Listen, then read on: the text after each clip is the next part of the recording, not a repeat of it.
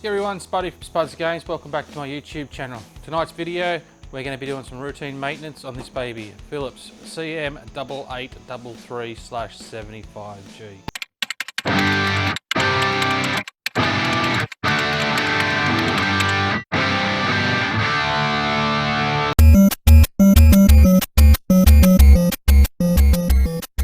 So what are we going to be performing tonight? First one, it's got a dodgy power switch, so I'll be changing the power switch over. The second one that I'll be doing is changing the flyback. Now there's nothing wrong with this flyback, it seems to be working okay, but for the purpose of the video I will change it. And also to the flybacks in all these old Commodore Philips monitors are notorious for failure. So while I'm able to still source a flyback, I thought, you know what, might as well put the new one in. I'll keep the existing one as a spare, and I'll also make the video on how to change the flyback because I get asked that a little bit.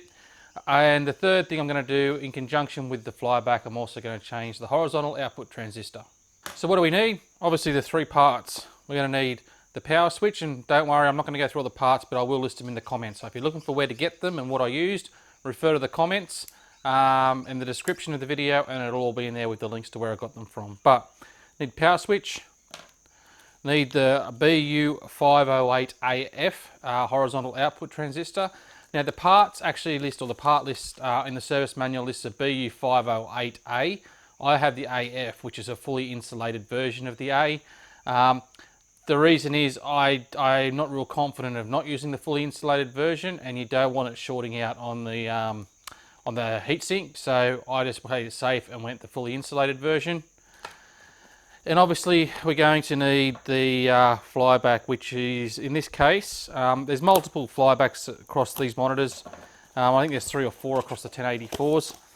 This one in particular is a HR7506, which should be a direct replacement for the flyback that's in there. Now what I'll do, I'll cross-reference the part that's on there as well, just to make sure, but I am pretty confident that that's the right part number, or I'm 100% certain because I've done this before, that that's going to be the right part number for this particular monitor.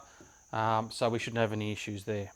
You're going to need Phillips head screwdriver. I use the trusty electric version with a nice long Phillips head bit on it, just so I can get right in without any issues. Going to need a soldering iron, and probably don't even worry about starting this unless you've got one of these desoldering gun. They're absolutely brilliant, and I wouldn't even attempt this without it. So by all means, you can give it a shot if you want with solder braid or whatever you use to get the solder up, but without this, it's going to be very difficult to do. So let's get stuck into it. The first thing you're going to do is obviously take the back off the monitor. I'm not going to discharge this monitor. It's been off for a few days now. When I do the flyback, I'll probably discharge it, but realistically, I'm not expecting any sort of results out of it. But I'll just do it for precaution anyway. But for the power switch side of things, I'm not going to worry about discharging at this stage. I'm going to be nowhere near the anode cup, you know, and everything's insulated anyway. So I'm not playing around with the high voltage yet, so I'm not going to worry about that. So get the cover off pretty simple, 4 screws. There's 2 at the top here, 1 on each side. Then just tilt the monitor forward, and there's actually 2 screws underneath, 1 on each side as well, so 4 screws all up. Undo them with your trusty Phillips head driver, and the back should slide off. Now as the back slides off, it'll probably still, the speaker cable will probably stop it from going all the way, and you'll have to unplug it once I find out where that goes to. What I'll do is I'll bring the camera around and I'll show you exactly what I'm talking about, so just bear with me.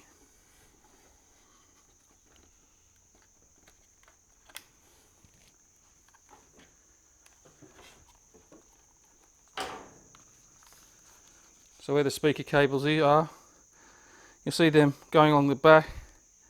They actually come into a little socket just in there. You can see, get the cable tie out the road, but you can see that where it plugs into the board there. So I'm just going to undo that. So that's that one there. So I won't videotape me undoing it, but you can see the one I have to undo. So I'll just turn the camera off now, undo it, and I'll come back. So now I've got the back off. That's the side there, that's the power board. As you can see, there's nothing alive there. I wouldn't be doing that if it was live. We need to get to the power switch. The power switch is actually located just here. pretty easy to get to. Just need to slide the power board back. You will get interfered with on some of the cables, so you'll have to unplug the main power cable to the actual chassis itself, which is this. Actually, sorry, this is the degas cable, the red cable. I don't think you'll have to unplug. I might as well do it anyway. So the main cable to the chassis, which is just at the back of the board here. There's another little 4-pin plug there. I'll see if I can bring that round. I'll show you what that looks like. So that's just that plug there, and hopefully that should slide out a bit further now. What's that getting caught on? There's a tie at the bottom for the power cable as well, which I think that's getting caught on as well. I think let's make sure it's not getting interfered on anything else. It is. You've just got to. It's pretty flexible, this board. You've just got to move it around so it slides out around some other components, and as you can see, it just slides out, and that gives us access now to this switch here. So all I did there was unplug the degas, which is this here, and then there's that 4-pin one, which is this one here. So that's the main chassis plug, that's the degas. So and that's the full power board there, with the power switch on the front. So what I'll do is I'll just set up the camera a little bit better and we can have a look at this. So now looking at the power board with the switch, you know, it's going to be pretty straightforward to get off. You'll obviously take that plastic bit off the front, that should just pop off. There are 2 screws, if I can just focus in here. So there's a screw just here, a screw there, and those screws just screw into a bracket, which is, if I can point to it, is this little bracket along the front here, and that bracket's fixed to the switch. So if I come over to just grab my switch from the parts list that I've got here, and we'll compare it, just so I've got the right one. So there's the switch that I've got. Compare it to the switch that's there, and it looks, you know, looks the same, or exactly the same. So there's going to be no issues just having this as straight swap. Now what I will say is, because I've done this before and I know about this, underneath there's only these 4 terminals we need. The switch I've got comes with these extra terminals, which we don't need.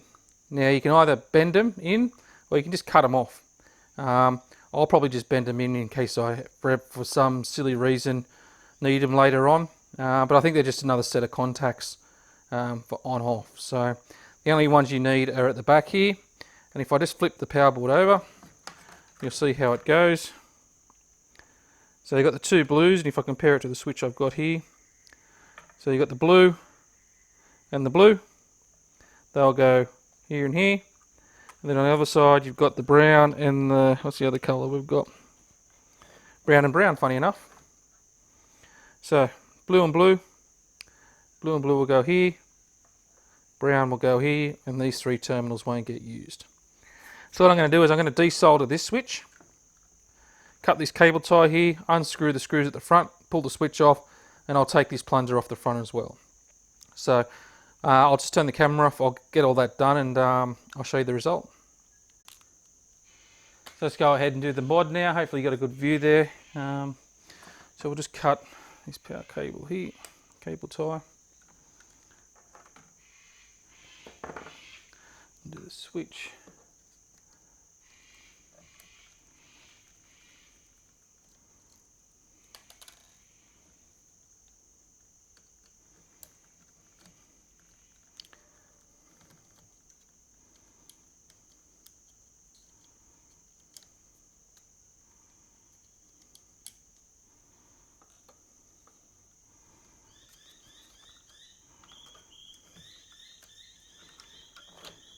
So as you can see now, the screws are undone. The switch is free. I'll pull that plunger off and I'll fit it to the switch before I resolder it on, just to make sure I get that plunger around the right way. Last thing I want to do is put all this back together and realise I've put the plunger on back to front and it's not going to go in. So it should be just a matter of pulling it off and clipping it on to the other one. There we go. So you can see it works. Beautiful. Now I'm just going to go ahead and desolder the cables that are on the old switch.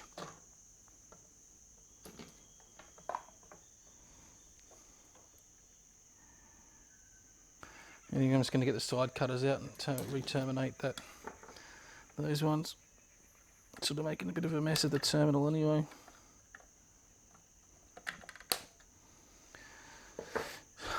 So that's the old switch out there. As you can see, this one here doesn't stay down, just keeps popping back up again. Sorry, can't see that. Doesn't actually latch in. So, whereas this one latches in and out. So, alright, we're going to put resolder. What I'll do is I'll bend those terminals over. So the terminals, the 3 terminals, which were, just along here. I'm just going to bend those flat. Make sure they're not shorting on each other. Stay well away, and you can see, hopefully there, those terminals, these 3 are now bent flat out of the way. And I'll go through and I'll re-terminate these. So I'll put I'll just pop. What you can do is, if you need some more cable or you're struggling, there's a little cable support here. You can probably just pull a little bit more through. I'm just going to tin the connections on this switch to make it easier. Sorry, you can probably hear the birds in the background going. I've got the garage door open. Get some fresh air in here.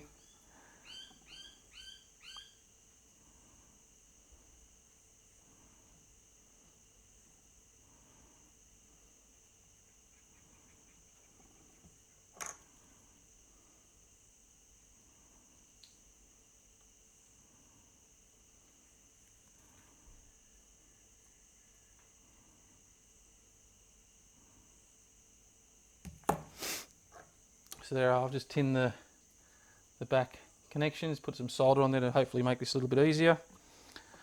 Just going to move the soldering iron over a bit more slack.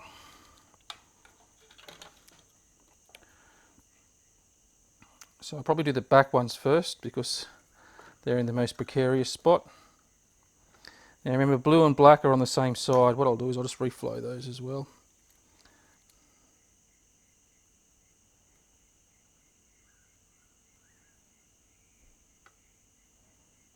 Plenty of solder on them. It'll make life a little bit easier. So blue and black are on opposite sides to each other.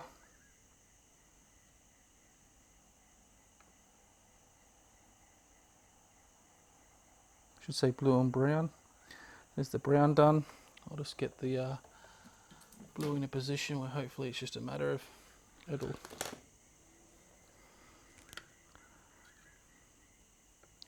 sort of rest against it and do it itself. Sorry, the tip of my soldering iron come loose. So to repair that, so just get that in a good spot, just where I can just flow them together with minimal of effort, hopefully.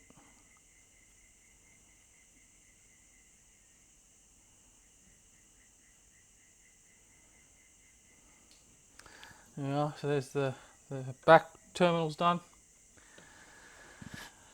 Do the front one. Make sure blue and black marry up to the blue and black side. Sorry, blue and brown. Keep saying blue and black. Blue and brown. Just tin those connections again. Might even just trim them up.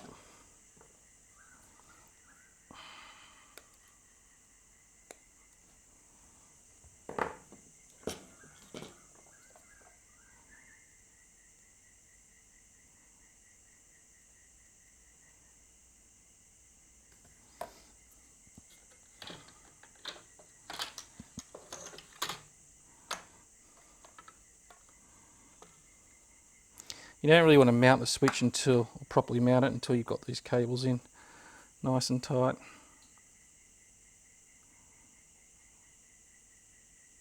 There's the blue one flowed. Let's do the brown one now. Let's get in a nice position to flow the 2 connections together.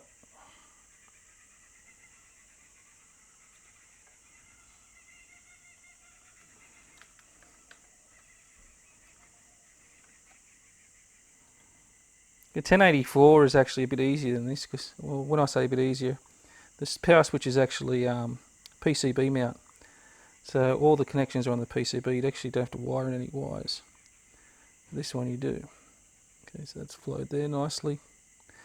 That's set. So that's it. Blue on the blue side, brown on the brown side.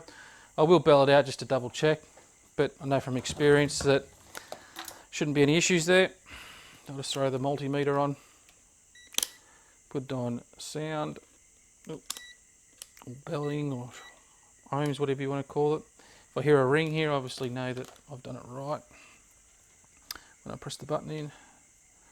So blue should be blue. What you don't want is you don't want blue and brown crossed over when you turn this on. So I'm just going to, it shouldn't be ringing at the moment because the switch is off. I press that in, it's ringing, turn that off, and we're not ringing, which is perfect. Same as the brown side, should be no ringing, there's not.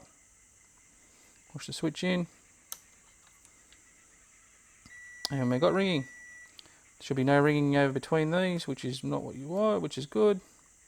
No shorts, beautiful. All done for that part of it anyway.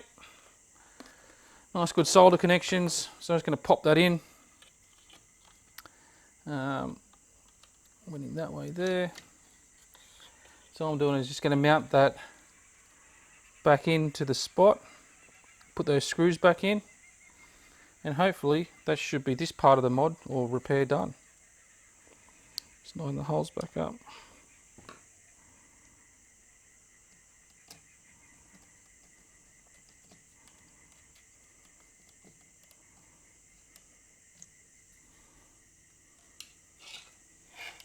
Apologies, I probably got out of the camera there. You can just put in the screws back in.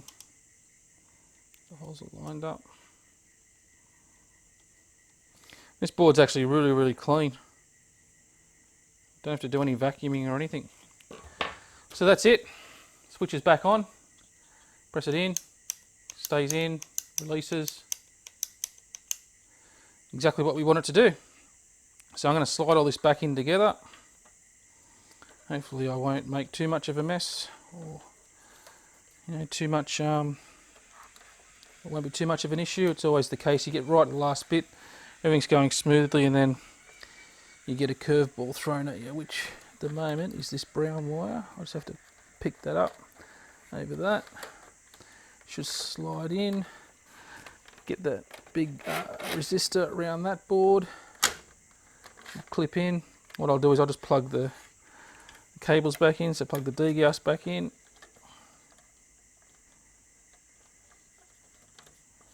Plug the main chassis cable back in, or main part of the chassis back in. And that's it. It's all slid back in. Power switch is there. I'm just going to hold the power board. It does move a little bit, so just make sure power switch is working. Good. Off, on, off, pops in and out, latches, which is good. Take the camera around the front and we'll have a look at it. So here we are back around the front. This is the old switch I just took out. What I was saying before as well is in marrying the cables up, and you can see here. So what we wanted is, it doesn't really matter the sides, just follow the pattern that you pulled off the switch. So there was 3 terminals on the new switch up here, which we didn't need, so I just folded them in. And these 4, left these 4 at the back. So what you want to do is you want to have the brown, switching the brown. You want to have the blue on the other side, switching the blue. You don't want blue, brown, because that'll be a dead short and you'll have to be going resetting some circuit breakers in your switchboard. But, so that's the old switch. As I said, it doesn't latch in. So you can hear it clicking, but it just pops back out again. That's why I had to have the credit card wedged in. That wasn't a credit card, sorry, it was a time zone card wedged in. So we've got the new switch installed. I'm just going to hold the power board away from my fingers a little bit here. Just going to turn this on. Hopefully it stays on. There we go. Should get a picture. Don't have any sound obviously because we unplugged the sound or the speakers that were on the back of the cover, so not going to have any sound, but works on. And that's just because the power board moves at the back every time I press it. off, on, off, on, off. So power button has been restored or repaired. So what we'll do now is we'll move on to the flyback. So now the power switch is done, let's do the flyback next. This is actually a different day to when I did the power switch. I thought I'd come back to this 24 hours later. I just like to give the time for the CRT to discharge naturally on its own, but I'll also discharge it as well. So discharge pretty easy. This is all I do. Screwdriver with an alligator clip on it, up to ground. I'll do it on this side so you can see the grounding point on the actual CRT itself, which is up in the corner. All I do is grab my long nose pliers, lift up the cup a touch, and touch in there. Now, what a letdown everyone's probably saying. I'm touching there, nothing's happening. You know, it's discharged. So usually giving it 24 hours. Naturally, just naturally discharge on its own. So that's what I like to do. But it's always good just to do it via that method, just in case, and get rid of any residual, I suppose, voltage there. Not that it's super dangerous. There's no current with this voltage. But if you do get zapped by it, then you certainly know about it. So next step is to take the anode cup off. Before I do any of the flyback stuff, I might as well do this while I'm up here. All I do is I just pull up the cup like that, find where the two metal little clips go in, and then just squeeze them together, and hopefully that should come out quite easily. If I can just find where the clip is. It's just there. It does take a little bit of practice to do it, but once you get it out, it comes out. So that's it. For those who don't know what the anode cup looks like inside, that's all it is. All I do is you just squeeze those two together inside, and the cup should just come straight out. So that's it, disconnected there now. It's actually really nice and clean around the connection there, so I don't really have to re-grease it or anything like that, so I'm not going to worry about doing any of that. Next we will look at taking the flyback actually out of the CRT itself. It does have this plastic cover on it here. I'll just see if I can get this in a better position for you. It has this plastic cover on top which you'll need to take off. From memory it should be pretty easy, just a matter of a couple of points here that need to be undone. Sorry if my head gets in the road there. It should come off pretty easy. There's a couple of little clips there, pushing clips. Cup just comes off, which gives you now access to the flyback. I'll turn that around so you can see it there a little bit more. So that's it there. I'll just cut some cable ties just to make this an easier job.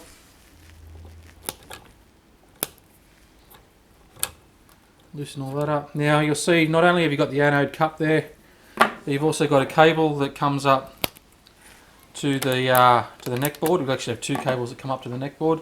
There's one here, okay, that actually attaches straight onto the board itself. I actually think it's a ground reference. Let me just test that out for you. Or it could be a focus wire. What actually is it? I'm not sure. Let me have a look.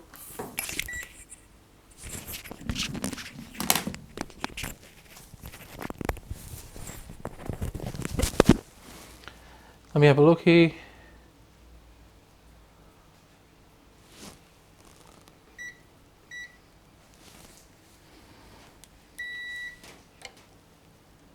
It's not a ground wire, it must be a focus wire or something like that. Or anyway, I'm sure someone will tell me what that wire is, but it goes straight into a solder point here on the neck board.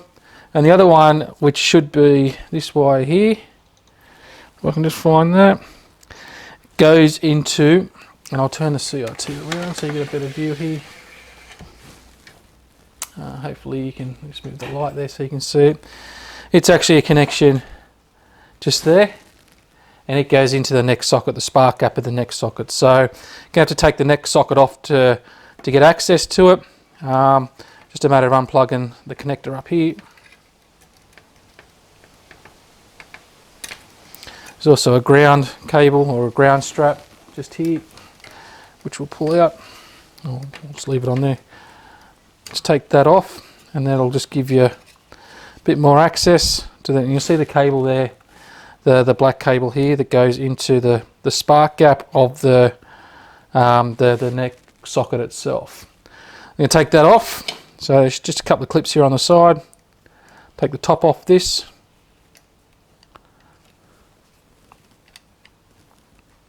Just be careful because these can get quite brittle. The plastic they're made from is quite brittle, and they can be sometimes a little bit difficult to get off without breaking it. So now there is usually a method of, let's take this ground cable off. I'll take this connector off here, which will give me a bit more access. Just want to get that screwdriver under there.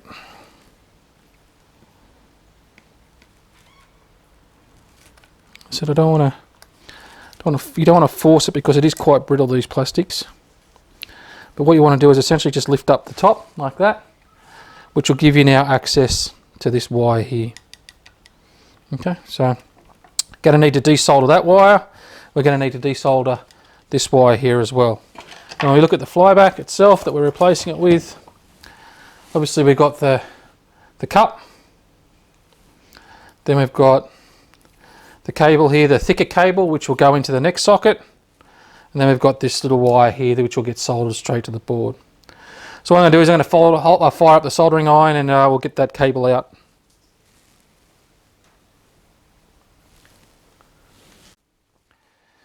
So to get that cable out, what I actually did was I actually snipped it, only because it's kind of wrapped around internally in the connector there. I've left a bit of solder on there, but I have pulled the actual bit that I snipped off out, which is the original piece there, which you can see in my hand. So there's no wire going to that now, it's just a blob of solder on the thing. Just be careful not to damage this with your soldering iron, because you do want this to clip down nice and good again, otherwise you might have some installation problems. Just take this cable off the back here as well.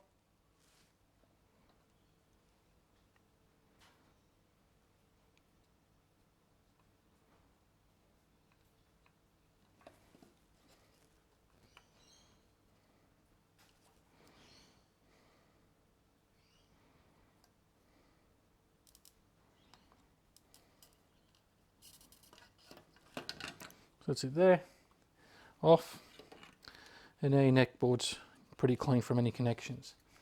So what I'm going to have to do now is, before I connect anything back up, I'm obviously going to have to take the flyback out. To do that, I'm going to have to turn the TV over and have access to the bottom of it. So I'll go ahead, I'll grab some soft mats or towels or whatnot, so I can lay this CRT on its front. So it gives me access to the CRT connections, the flyback connections at the bottom. So here we are now. You can see I've got a nice thick towel underneath the CRT just to protect that screen and plastic and whatnot. But it also gives us access now to the flyback terminals. I'll zoom in. Hopefully you'll get it there. That's this ring of terminals here. They're the ones we want to disconnect. So all up there's 1, 2, 3, 4, 5, 6, 7, 8, 9. So there's 3 here, 1 up here, and 2 over here. Now what I like to do just to double check is just make sure that it's going to marry up to exactly the same terminals of what I've got here. So got 3 here, 1 up the top, 2 over here. So all that done. So sorry, I didn't have that on the camera. But that's it there. So hopefully I can show you guys this, but that's it there. Hopefully it focuses in. So it marries up. We've got the 3 here. Got 3 here, 1 at the top over here, and then we've got 2 over here. So should be good. What I'll do is I'll set up the desolder gun, and this is what I'm talking about. So these connections are quite chunky and there's a lot of solder on them. Okay, and you don't really want to go using solder braid because it's going to be a nightmare to get up. So I suggest if you haven't got a desoldering station or a desoldering pump gun, go and get one before you even try and attempt this this repair. Once I get rid of all those, there's 2 clips here that hold the flyback in. So one here, there's also one over here. They just squeeze in and that flyback should release. So I'll go and set up the desolder gun and then I'll come back. So here we are, got the desolder gun out. Let's go ahead and we'll desolder these terminals. I'll show you the best way I do it as well, or I find to do this. I'll just zoom back into the terminal. You can see I've already done one there. I'll just zoom back out a little bit. So I've already done this one at the top here, but I'll do the one next to it. You see how easy this is. It's a matter of putting it on there, wait till the solder melts, and then sucking it up. Now at this point what I'll do, make sure it's all sucked up, and I'll just grab my long nose pliers if I can find them. I just want to make sure that terminal is actually loose and free from connection, which it is. I just give it a tiny little bit of a wiggle, not a, I'm not wobbling it right backwards and forwards, but I'm just making sure it's free. So that one's free, and you can tell whether it's a solid or whether it actually moves around, and both of those move around. So I'll just keep doing that, work my way around, suck up all the connections.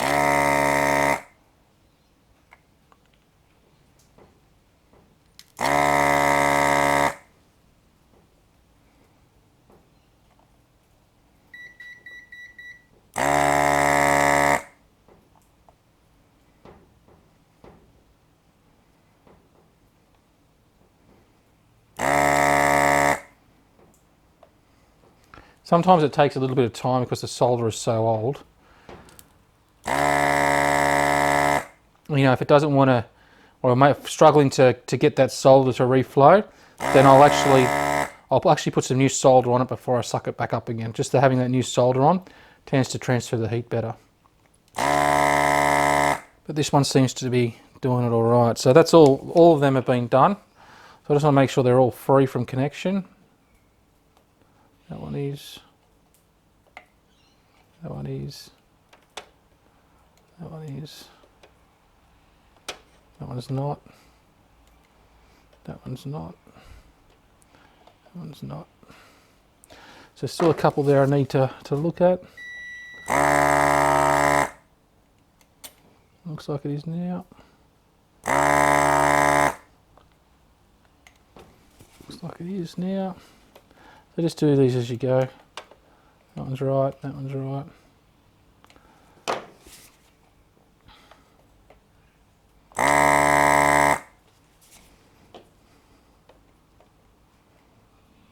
That one's right. That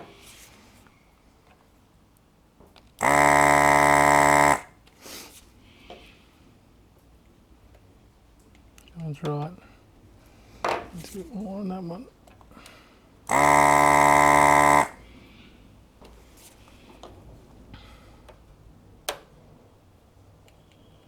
So they're all loose now.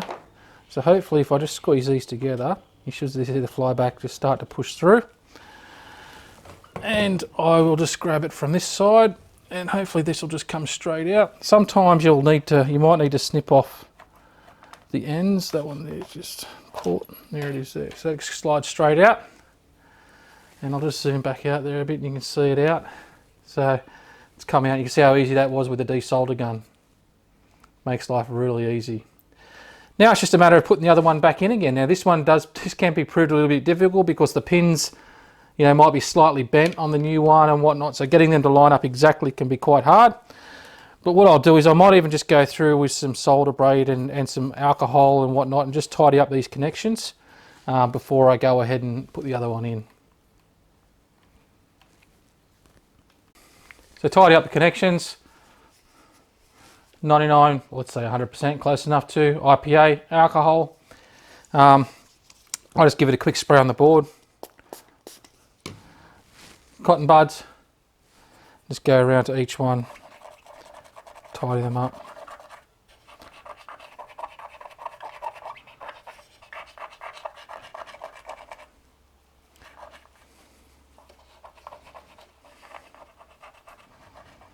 Yeah, they look pretty good for it. All ready for a new flyback to go in. So let's get the old new one out, unwrap it all, take the elastic bands off, and we'll get it in. So there we go. It took a little bit of manoeuvring and whatnot, but all the pins are back in. I can see them all coming through there, and that top pin there as well. So I'm just going to go ahead and get the soldering iron fired up and some solder, and we'll solder this back into place.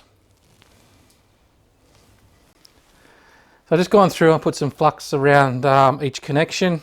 Probably can't see it. I use a type of flux that's sort of self-cleaning, self-drying, and it's hard to see. It's a bit like the IPA it looks like. But assure you it is there. So we're just going to go through and pretty much just solder all these connections back down.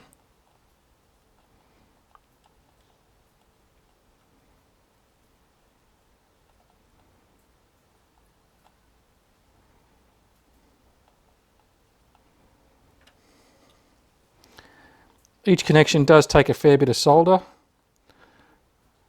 so make sure make sure you're not skimpy on the solder. With a nice silver connection around it.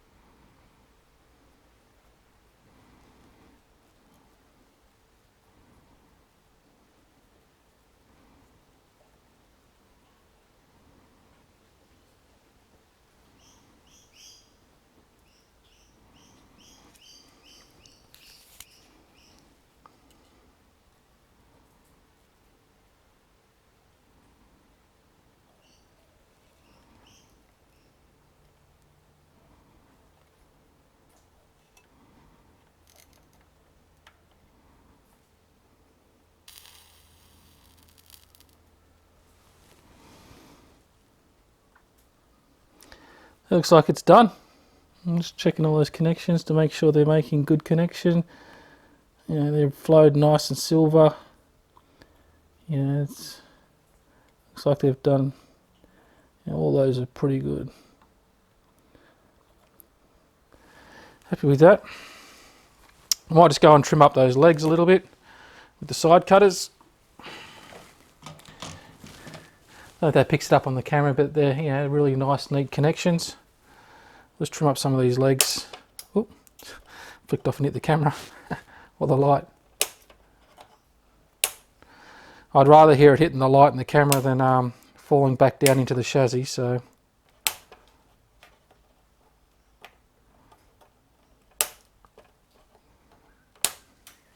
just shorten them all up. I just want to make sure that ground pin continued through okay. It's shorter than the rest of them. Now I was only just protruding through, so I'm just going to do just a continuity test to make sure it has gone all the way through. To me it looks like that, and that should be tied together, which they are. Which they've probably done that through the flyback anyway. If they haven't, then see that's there.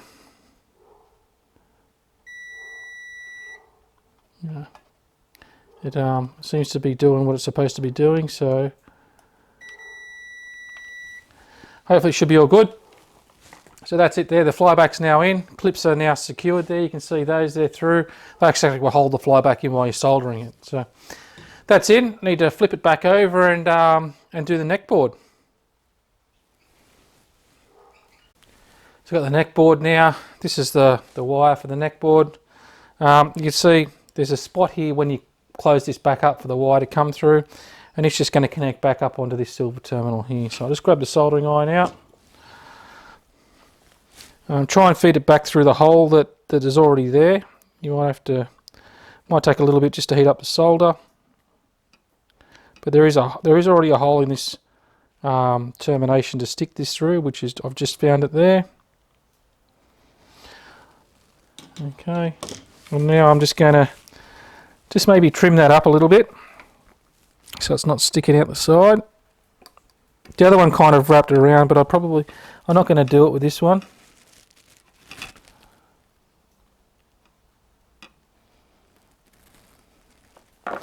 Just going to tidy up the solder a little bit in there. Just hold that cable steady.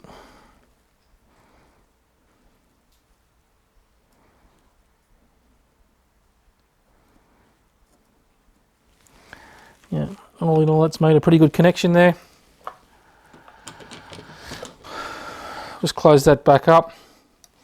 Or to close it back up, you should just come down and just close it back up like that. Leave the wire hanging out. That's that bit done. Now for the next bit that we took out, which was just this little hole just here. That's just this little reference cable or whatever it was. I can't remember what it was for, but we'll put it back in where it come from, or where it needs to go, I should say, not where it come from, because this is the new one. Just pop that through the hole, and hopefully it'll stay there for me. Just have to bend it over. a little bit just to keep it in the spot.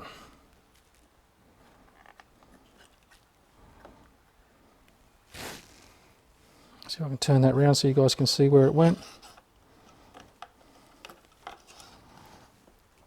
Let's just popped itself back out. Hopefully you guys can see that. It's just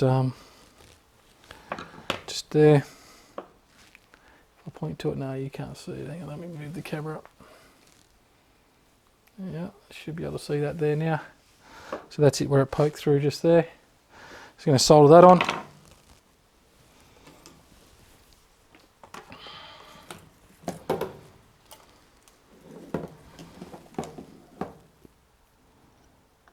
Just again, a bit of flux on the solder.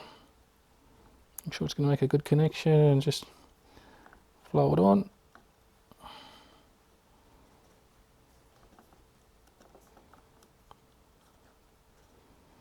There we go, all done. And that should be it for the flyback. Just to get the anode cap. What I'll do is I'll zoom back out for you so you can see it.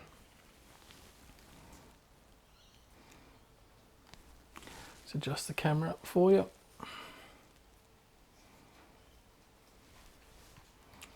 I'll zoom in. So that's the cup there. All as I do, you just fold it back. You've got your two clips. Keep it folded back. And then it's just a matter of manoeuvring it into the hole. So it sits there, and then push the cup over. And I've got that upside down. No reason why I can't sort of turn that round like that. To the side. There we go. That's back on. We'll just plug the neck board back in. Which I think went around that way. Make sure you plug everything back in. Don't forget that ground cable that was there. So I was just checking one of the connections there. Just be aware that the this big connection here does kind of interfere with the next socket cable, so it can be a little bit tricky to get back in.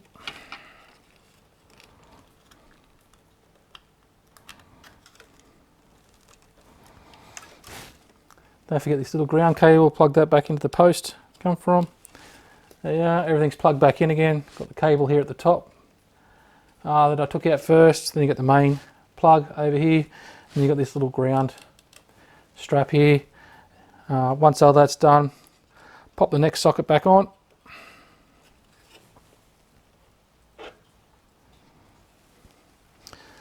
And that should be it. Just double check all the connections. Make sure they make good connection. I might just tidy that one up at the top here a little bit. It's better. All in all, that's pretty much all you need to do to change the flyback. Obviously, we're going to need to set it up, but we'll plug it in. I'll just turn the brightness and focus down a bit. Just make sure it's not going to have an issue. But what we'll do is I'll turn this around, plug something into it, and we'll set the brightness and the focus, and we'll go from there. So for those of you who are wondering what the brightness and the focus, well, where that is, if we look at the flyback itself, I'll just turn it around here. That's these two knobs just in there, you'll see in here on the flyback itself. They're going to have to be set. So, you know, they don't come factory default perfect. And the only way to set that really is you turn it on, and then you just make the adjustments as necessary. Some people like using plastic screwdrivers. You know, I haven't had an issue using a metal screwdriver, but by all means, you are dealing with high voltage and whatnot. So if you're not used to it, then please use a plastic screwdriver when we do it. But I'll turn this around now, and we'll turn it on, see how we go, make sure everything's working, and we'll go from there. So now we'll turn the CRT on and make some adjustments. I've just got an RGB input at the back here. Probably won't get any picture. First thing you want to do actually is you want to set all these dials pretty neutral. And there's a little notch in them that gives you the middle. So you make sure, because what you want to do is you really want this to be as neutral as possible. but have the best picture in neutral, if you know what I mean. So I've got all those settings in the middle now, and we're going to set those settings with those positions in the middle. So I'm just going to turn it on. Now for those who are aware, the brightness is the knob at the bottom of the flyback, focus is the knob at the top of the flyback. So let's turn the CRT on. Hopefully you don't get any buzzing or cracking or booming or whatnot. No, there's no issues. Or you probably will have a brightness issue, that's for sure. Which we do there. You can see the retrace lines. Just going to adjust that down. Let's put this in the right spot.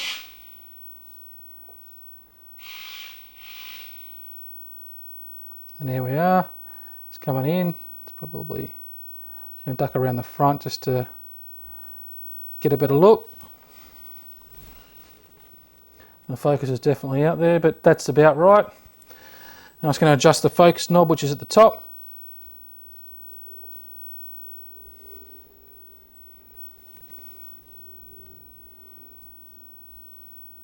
Send that back into focus. Hopefully you guys can see that. Just grab a quick look at it. That looks pretty good. Just make sure all the brightness, etc. works. What you don't want to do is you don't want to turn the brightness all the way up and it goes into retrace, which it's not. But you do want it to turn down to be quite dark, so that's pretty neutral there. The other one is the contrast. Once again, all in all, good to go. You that familiar CRT whine, which is always fun. But anyway, that's it. So the flyback worked, change has worked. I'll keep the other one as a spare. Looking at this, I don't need to make any more adjustments to that. I'm pretty happy with that. Going to go ahead and turn it off, and we'll change the hot.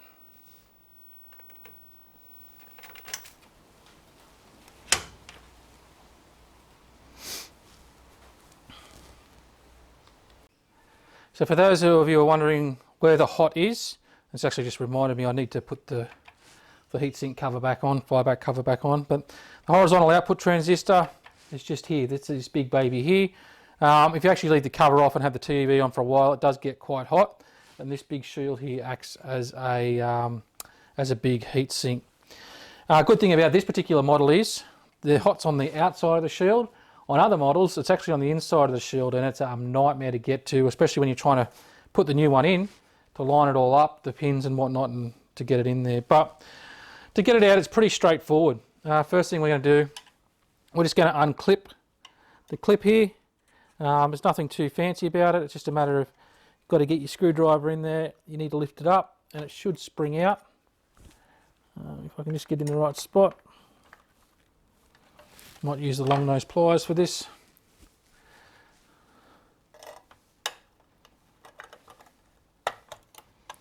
And that's it there, that's the clip. It actually holds it in place. And it should be a BU508, or actually this is a D1577. But the replacement for a D1577, you can use a BU508AF. Now, when you are getting the BU508, make sure you get the one with the F on it. I'm not sure if I said this at the start or not, but what you don't want is you don't want the one that has the metal back on it.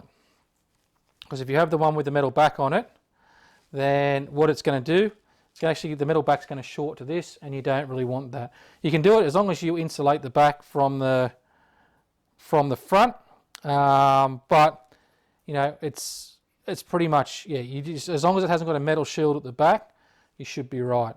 You don't need a screw in this one because we've got that metal clip. To get it, this is the best way that I know to get to it. You do need to lift the main board up. So to do that, I just lift it up to where I need to lift it up to, which is about there.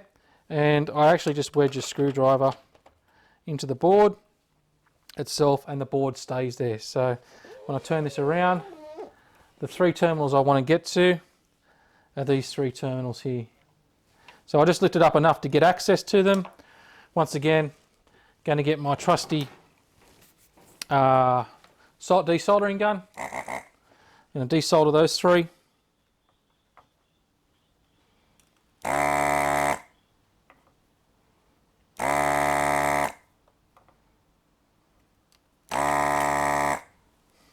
Okay, you can already see they're quite loose because it was moving around. And it should just come out. There we go. It's taking that out. I'll just quickly turn the camera off. Need a bit of a toilet break. So going to turn the camera off for a minute, and I'll come back and we'll throw the other one in. So back again. You can obviously see where the hot come out of. Just this slot here where that square is. Just going to slot this one back into where the other one come out of.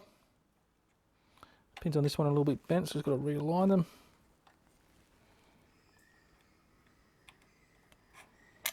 There we go.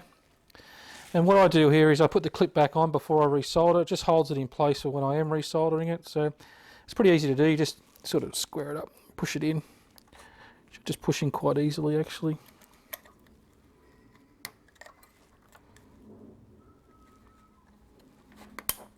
There it is. So it holds in place. Just lift that board up. It's just dropped a bit on me. I'll just fix the board up.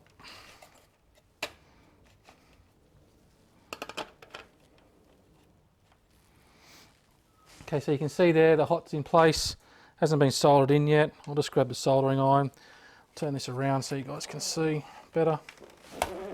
So hopefully you guys can see that there. 3 terminals are just here. The 1, 2, 3. We're just going to solder them in. Put a little bit of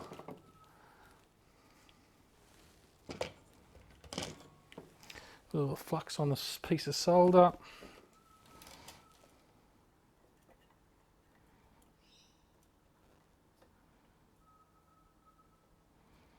Bit like the Flyback, these are quite chunky connections, so make sure you get plenty of solder on them. And they make a good connection.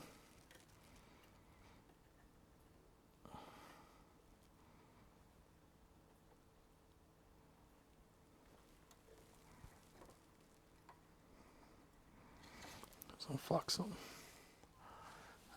just to make sure. Go okay.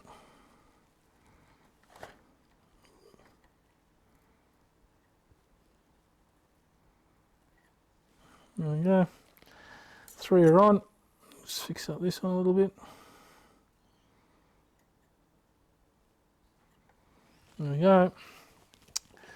Shorten them up. Side cutters out.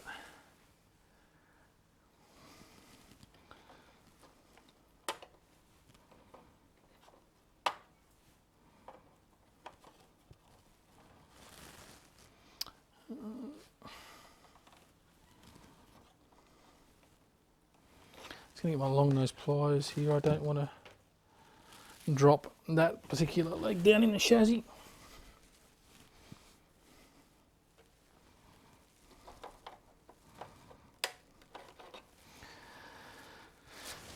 So that's it.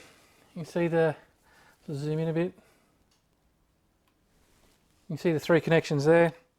1, 2, 3. So that's the hot's been soldered into place.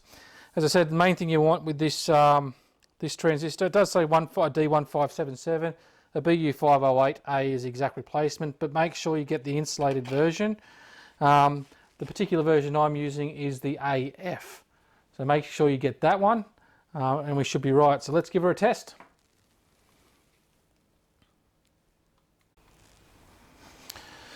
So time to give it a test. Now that I've changed the hot as well, make sure everything's working. Just turn it on. Didn't get any sparks, didn't get any zapping. It's always a good sign. There we go. That flick is obviously not there. It's that's just something that's happening because of the 50-60 hertz. I'll see if I can fix that. Just hang on. There we go. I think that might have fixed it. Light might be a little bit out of it, but anyway, that's fixed the flicker, but works perfectly. So there we are. Short video on how to change the power switch, the Flyback, and also the horizontal output transistor. So there we are, guys. Pretty simple repair, or I suppose some preventative maintenance there. My only suggestion would be, if you're not confident, then don't do it, especially if you don't have to. But I've done these a few times before, so I was pretty confident that you know, I was able to do this, and it was well and truly within my wheelhouse. So just a couple of things to recap on. Make sure you get the right flyback, check the pins, make sure the pins are the same. If you have to cut off pins, then I'd highly suggest you've got the wrong flyback. Or if you haven't got enough pins, then I'd also suggest you got the wrong flyback. Just be careful when you're putting the flyback in. There's a pin at the top there that can bend. Don't forget to make sure that goes in and you solder that in. In regards to the hot, make sure you get the right hot. Don't get the one with the metal back. Get the fully insulated version. Most of the time on these 1084s you will need a BU508AF. I haven't done every single version of them, so I'm not 100% sure. But in this particular one there was a D1577 hot, which is fully interchangeable with a BU508AF. I've also done a 1084 and a 1084 SP1, and they were both the same as well. So I'd be highly confident if it's a 1084 sort of models, then the hot should be a BU508AF.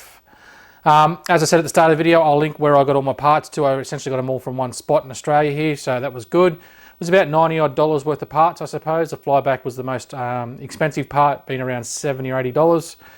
The switch I think was about $10, and the hot was $6, I think. So all in all, for around $90, I think it's well worth it to try and save this or preserve this monitor, considering what the value of them are going for these days. So look, I hope you've enjoyed the video. I apologise. This is probably one of my first repair sort of detailed videos. I mean, I've done mods before, RGB, but they're pretty straightforward. This one kind of opening up the CRT and getting right in there, and being such a small CRT as well, it is hard to get the camera in some spots. So if you have any questions, leave them in the comments. I'll try and answer them, but until the next video, I'll see you then.